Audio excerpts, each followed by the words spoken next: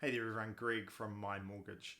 Wanted to talk about fixed rates versus floating rates, and there's sometimes a little bit of confusion about the two of them, and also when they might be best for some people. So fixed rates, that's where you enter into an agreement with the person lending you the money, in this case generally a bank, and you say over the next X amount of time I'm going to pay you this much interest. So in terms of fixed rates, in New Zealand you can fix from 6 months through to 5 years is pretty normal with most of the main banks, and a bunch of the increments in between, so generally 12 months and 18, 24 months, so 2 years, and then 3 years, 4 years, and 5 years.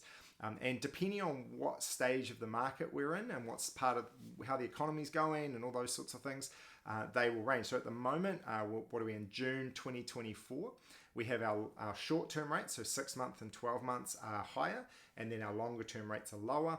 When we were in the peak of COVID with our really low rates, the short-term rates were low, and then the longer-term rates were slightly higher. So depending on where we are in the cycle will determine which ones are higher.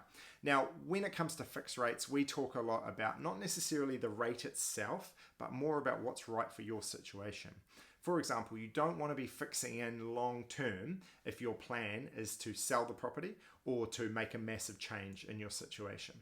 Reason for that being, we don't want to get ourselves locked in long term and then come to sell our property and realize that there's a large break fee, because when you enter into that agreement, you say we're going to pay this interest rate for this length of time. And if you change that, so if you break that rate and decide you want to do something else, the bank is allowed to charge you a break fee. And we've seen break fees up to $12,000 recently and $25,000 historically, depending on the size of the loan, the length of time you've fixed for, the length of time that you've got left to go. It's a really complicated factor, but it's just something to take into account as to what you do from a fixed rate point of view. The other side is the floating rate. So the floating rate is generally higher, and in New Zealand residential lending, it's been higher for a long time. At the moment, about 1.5% higher than the 12-month rate.